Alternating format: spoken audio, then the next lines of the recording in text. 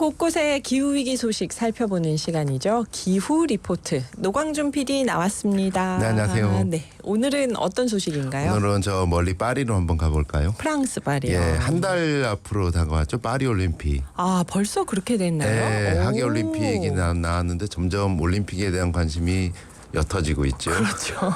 더구나 올해는 축구도 떨어져가지고 예, 상당히 좀 인기 구기 종목 상당수가 좀 떨어져가지고 조금 그럴 것한데 파리 올림픽 올해 상당히 핫하게 좀 주목해야 될 부분들에 대해서 한번 짚어보겠습니다. 비록 우리가 축구 본선은 못 갔지만 네. 이 파리 올림픽을 앞두고 이런저런 말들이 많은데 특히 에어컨에 대한 얘기 혹시 들어보셨어요? 에어컨 얘기요. 탄소 중립을 위해 올림픽 선수촌에 에어컨도 안 켠다며? 아하. 헐. 선수들의 체력이 어떻게 될까요? 이 더운 파리 더울 텐데. 정확한 사실관계를 따지면 이렇습니다. 네. 탄소 배출을 줄이기 위해 에어컨 냉방 대신 자연수 냉방과 단열재 마감으로 냉기를 유지하겠다. 이게 만약 성공하면 이건 정말 대단한 혁신인데. 엄청난 실험이죠. 네. 예. 그리고 관광객들의 파리 현지 교통비 관련해서도 말들이 많아요. 이거 대중교통 카드 뿌려주는 거 아닌가요? 이런 말들이 있습니다. 올림픽 기간 중에 지하철 요금을 2배로 올렸다며 거꾸로 가네. 해도 너무하는 거 아니야? 뭐 이런 말들인데 네. 사실 사실관계를 따져보면 이렇습니다. 파리 시민은 기존 요금 그대로 내고 네. 외부 관광객은 파리 2024 패스라는 정액권을 사면 하루 24,000원, 일주일이면 6만 원으로 파리 근교까지 버스, 지하철 무제한 이용 가능하다. 그러면 요금을 올린 게 아니라 어떤 이렇게 묶어서 살 수 있도록 한다는 그러니까 건가요? 단가는 올렸는데 단가는 올렸는데 이제 9유로 티켓처럼 아. 무제한으로 이렇게 사용할 수 있는 영역을 묶어준 거예요. 이건 괜찮은 것 같은데요. 그렇죠. 네. 예, 그러니까 언론들 보면 이제 파리 올림픽 뭐 대중교통 치시고 파리 올림픽 에어컨 치시면 주로 상당히 부정적인 논조에 아하. 이거 되겠어? 이거 네. 도쿄 올림픽에 이어서 최악의 올림픽 아니야? 뭐 네. 이런 논조들이 상당히 많아요. 근데 가만히 이렇게 그 기후 렌즈를 끼시고 보면 의도도 있고 결과도 한번 봐봐야 되겠지만 여러 가지 실험적인 의미들이 많습니다. 그러니까 뭔가 이전과 다르면 일단 부정적으로 보는데 그런 게 아니다. 주로 네. 이제 그 외신들이 네. 미국 쪽 외신들이 좀 상당히 색안경을 끼고 들어와요. 뭔가 이 유럽의 기후위기 대응 새로운 시도에 대해서 일단 아주 보수적인 자세로 약간 보는군요. 좀 그런 거고 또 에어컨 그런 생각도 한번 해봐요. 네. 에어컨을 그 세계 최초로 발명한 사람이 누군가요? 캐리어라는 미국인 엔지니어예요. 그래서 그 브랜드의 네, 에어컨이 그게 있는 그거예요. 건가요? 예, 그분이 창업한 거예요. 네. 예. 그래서 에어컨 하면 미국 하면 에어컨이고 지금도 이제 그 MZ 젊은 세대들 중에서는 네. 이 날이 이렇게 뜨거워지면 이제 그 캐리어가 신이다라는 에어컨 찬양하는 어떤 그런 네, 글귀들도 네. 많이 올라가거든요. 네. 아니 근데 에어컨 없이 이 무더운 여름을 그것도 파리에서 그 더운 동네에서 그것도 우리 세계 최고의 육상 선수들을 네. 거기서 자라고 예. 이러니까 이제 워싱턴 포스트 뉴욕 타임즈 막 이렇게 색안경 끼고 들어가는 거예요. 재밌습니다. 한번 네. 보시죠. 자, 그래서 이번 파리 올림픽을 관전하면은 어떻게 보면은 탄소 중립하면은 우리의 고정관념이 있잖아요. 말은 좋지. 돈이 많이 들 거야. 비싸. 맞아요. 불편해. 네. 석기 시대로 돌아가라고. 맞아요. 또 올림픽에서 탄소 중립 손님한테 물어야지. 도쿄 올림픽 봐봐. 이런 고정관념을 어떻게 보면은 잘 되면 네.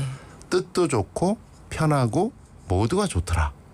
이렇게 바꿔갈 수 있는 문명 전환의 쇼케이스가 될 수도 있지 않을까. 망할 수도 있지만 저는 어쨌든 모든 실험은 결과와 상관없이 의도 자체는 되게 좋은 시도 자체가 곧 성공이다라고 생각을 하는데 어떻게 될지 모르지만 네. 이번 탄소 중립을 표방하는 파리의 실험 몇 가지 관전 포인트 정리해서 한번 말씀드리고자 하는데요. 내용이 좀 많아요. 오늘 다 못하면 내일로 이어서 한번 그래요. 해갈까 합니다. 오늘은 일단 에어컨. 정말 신기합니다. 사진 한 장 띄워드리겠습니다. 네. 자, 이민상 PD님 사진 한번 띄워주시면 자, 이게 그 로이터 유튜브에 공개된 파리 올림픽 육상 선수들이 묵을 선수촌 내부 사진인데요. 네. 예, 사진을 보시면 아마 깜짝 놀라실 거예요. 침대 하나 있고 선풍기 하나 달랑 놓고 있습니다. 예, 저 방에서 자고 뛰라고 우리 육상 선수들이 이런 일에 어떤 뭐 육두 문자가 나올 수도 있고요. 네네. 또 어떤 누리꾼들은 저 풍경을 보고 정말 지금 그림이 있다 사진이 예. 떴는데요. 이거 고시촌 아니야? 그런데 저 사진을 보시면 비밀이 숨겨져 있습니다. 네. 에어컨이 정말 없어요. 없어요. 네, 저 사진 보시면 에어컨이 정말 없습니다. 대신 에어컨이 다른 방식의 에어컨이 있는데 찬물을 돌려서 건물 온도를 낮추는 지역 냉방 시스템을 운영한다는 겁니다. 그러니까 개별 에어컨은 공기를 식히는 거잖아요. 네네.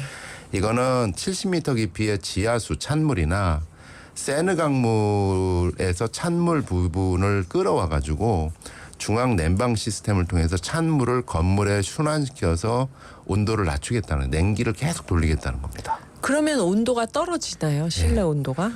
그래서 그 얀 크리신스키 파리올림픽 조직위 인프라 담당이 지난 2월에 이런 인터뷰했어요. 우리는 아파트 공기를 식히기 위해서 지하에서 자연적으로 시원한 물을 공급한다. 이곳에서는 여름에 에어컨이 필요하지 않는다. 아니 무슨 이런 검증되지 않은 하고 찾아봤는데 네. 실제로 파리에서는 1990년대부터 센강 강물하고 지하수를 도시 냉방에 활용하는 지역 냉방 시스템을 정착시켜 왔다고 합니다. 그럼 34년 전부터 한 건데요. 네, 이게 조금씩 늘려오면서 네. 이게 좀 다른 게 이 우리 에어컨은 개별 냉방이잖아요. 네네. 내 집에 내 돈으로 산 에어컨을 해가지고 시키는 거잖아요.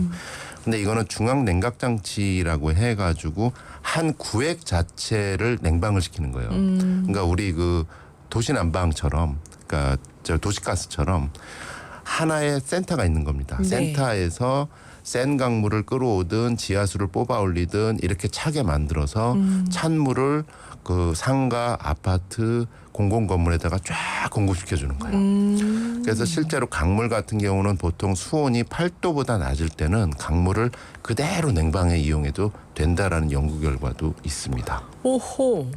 이게 강물을 이용해서 자연 하천수를 이용한 냉난방 시스템인데 네. 이 과학적 원리는 그거예요. 그 학교 다닐 때 비열이라고 혹시 들어보셨습니까? 배웠죠. 예. 이거 주관식 나왔습니다. 비열. 늘 비열이 주관식으로 나오고 이게 거기서 이제 깎이고 뭐 아픈 틀리고. 추억들이 예. 있는데 뭐냐면 물 1도를 올리는데 필요한 열량이잖아요. 물은 비열이 높아요. 공기나 땅보다 높아요. 이 말은 뭐냐면 쉽게 데워지지 않는다. 즉 여름에 물을 돌리면 오히려 시원하다. 그 분수 같은 게 그렇게 하는 맞아요. 거잖아요. 그렇네요. 겨울에 잘 식지도 않는다. 비열이 높아서. 그래서 겨울엔 오히려 지하수 뽑아 올리는 게 지열을 이용해서 따뜻하다.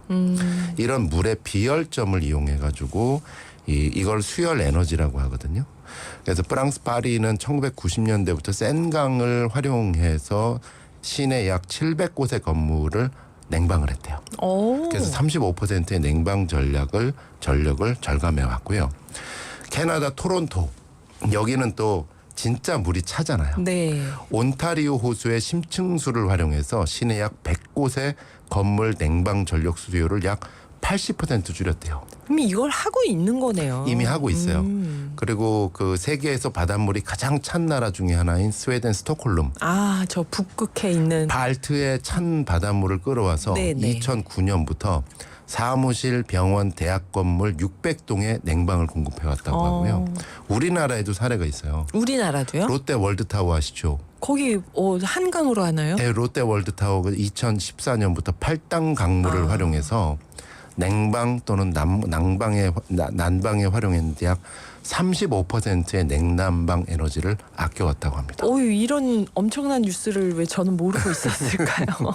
그러니까 에어컨 왕국이죠. 네. 예, 수열 에너지를 통해서 이렇게 냉기를 보충시키고 그다음에 빠져나오지 않게 단열 마감 처리를 확실하게 했대요. 네. 그러니까 제로 에너지 건물 스타일로 해서 그리고 방과 방 사이의 구조를 냉기가 잘 유통할 수 있는 그런 시스템으로 만들었고 네.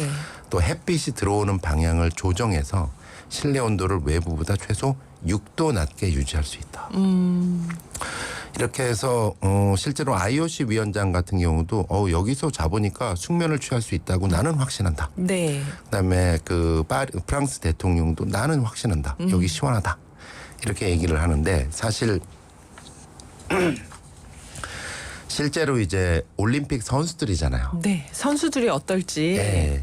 왜냐하면 두 가지 변수가 있는데 하나는 작년에 최고 43도 기록했거든요. 파리가. 네, 네. 이 요즘 기후위기 상황이 외기가 너무 더우면 아무리 이렇게 냉기를 순환시켜도 덥지 않을까.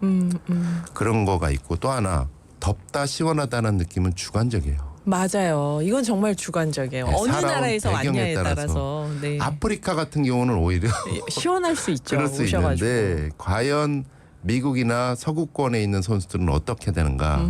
실제로 그래서 워싱턴 포스트가 올림픽에 참여하는 20개 나라한테 서신을 보냈대요. 네. 이 어떻게 생각하냐고 에어컨 없는 파리에 대해서. 그랬더니 응답한 8개 국가 중 미국을 포함한 모든 국가가 선수실 일부 또는 전체에서 따로 휴대용 에어컨을 준비해 갈 계획이다. 그러면 탄소 중립이 안 되는데 전력을 이렇게 사용하면 그래서 이렇게 개별적으로 하다 보면 에너지는 에너지대로 더 쓰지 쓰는 거 않을까. 아니냐. 그래서 에어컨을 어떻게 선수들이 받아들이느냐. 에어컨 없는 파리 선수촌을 이것도 하나의 관전 포인트가 되지 않을까 싶고요. 얘기거리가 이제 3분의 1도 안 했는데 벌써 시간이 이렇게 내일 이 시간에 계속하겠습니다. 근데 저 이거 좋은 아이디어 같은 게 에어컨 바람이 몸에 잘 안 맞는 분들 많거든요. 나올 때 기침하거나 피부에 안 좋아진다 그러고. 그리고 그 실용적으로 뭐냐면 우리나라 예. 그 모든 나라들이 올림픽 끝난 다음에 선수촌을 뭘로 활용할까요? 아파트 그렇죠. 주거지로. 우리도 최고 아파트가 거기잖아요. 예, 올림픽 선수촌 선수촌. 아파트. 여기도 마찬가지거든요. 근데 수십 년간 주민들이 살 아파트라서 네. 단열 처리를 확실하게 했다. 그래서 냉기가 빠져나가지 않게 온기가 빠져나가지 않게 이렇게 했고 햇빛 방향을 했고 이거를 에어컨 없이 돌아갈 수 물로 있겠다. 돌린다. 이게 어느 정도 된다면 저는 오히려 경쟁력이 있을 수 있다. 우리 기후 건축학에서 항상 프랑스 건축학자들 얘기했는데 기대가 됩니다. 그 나중에 건축학 전문가들 보시면 아마 제가 못 보는 파리의 아주 신기한 요번 올림픽에 네. 각종 건물들이 많이 등장하는데 제가 건축학 지식이 없어서 좀 미처 못 드리는데 지속적으로 한번 다뤄보도록 하겠습니다. 기대가 되네요. 오늘 추천하실 곡은요? 샹송인데요. 그 조르주 무스타키 그때 그 마담 샹송님께서 안내해 주셨던 나의 고독 한번 저 고시원 같은 파리 숙소에서 잘 어울리지 않을까 싶은 생각이 듭니다. 네, 감사합니다. 노광준 PD였습니다. 음악 듣고 4부에서 뵐게요.